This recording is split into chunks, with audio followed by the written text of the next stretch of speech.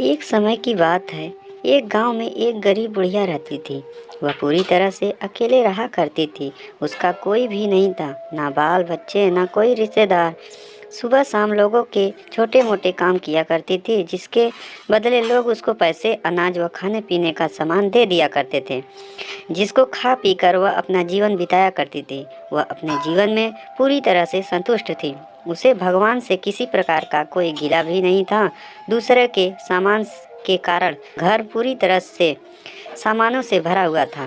एक बार की बात है, वे अपने घर को खोलकर घर के सामान को धूप दिखा रही थी। समय वहां से दो चार चोर जा रहे थे। जब उन्होंने देखा कि बुढ़िया के घर में तरह तरह का सामान भरा हुआ है, तो उन्हें बड़ा लालच आया और वे सोचने लगे कि इस घर में तो बुढ़िया अकेली रहती है, क्यों ना हम आकर इसके घर को ही साफ कर दें।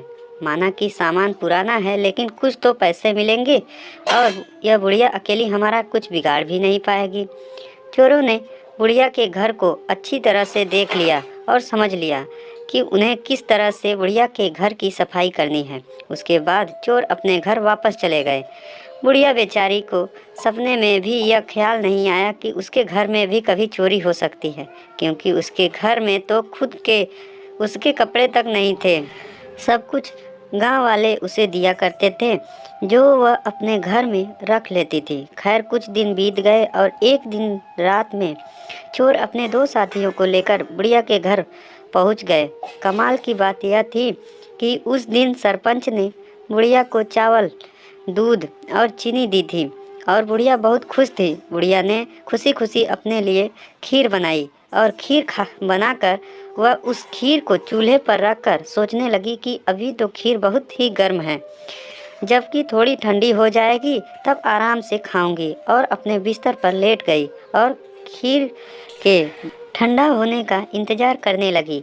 लेटे लेटे उसे नींद आ गई और वो सो गई और जोर जोर से खर्राटे लेने लगी। चोर बाहर खड़े थे। बुढ़िया के खर्राटे की आवाज़ सुनते ही उन्होंने सोचा कि चलो अब रास्ता साफ हो गया है और अब हम आराम से बुढ़िया का घर साफ कर सकते हैं।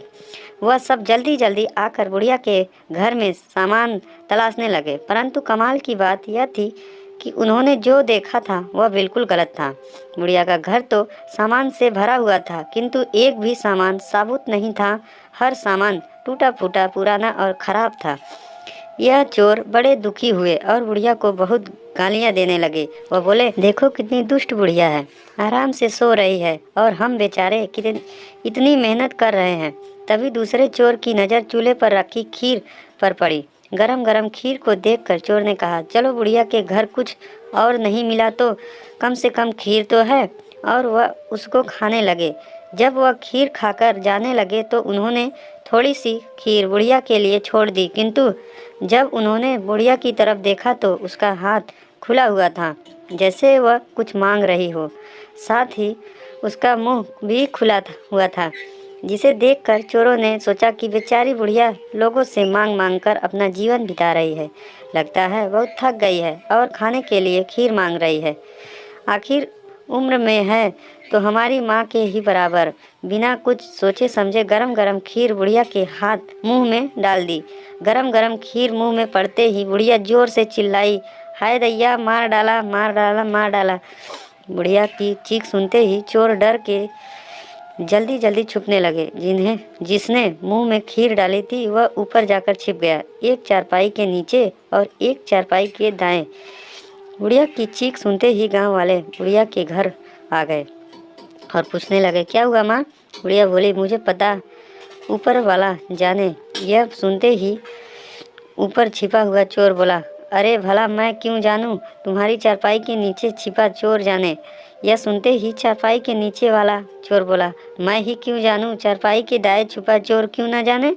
और इस तरह से तीनों चोर ने खुद ही अपना पता गांव वालों को बता दिया और फिर गांव वाले ने उन्हें पकड़कर खूब पिटाई करी और वापस भेज दिया। उसके बाद से चोरों ने कान पकड़ लिया कि आज के बाद कभी वह चोरी कभी नहीं करेंगे। यह कहानी जरा भी आपको पसंद आई हो तो चैनल को सब्सक्राइब कीजिए और वीडियो को लाइक करना ना भूलें। धन्यवाद।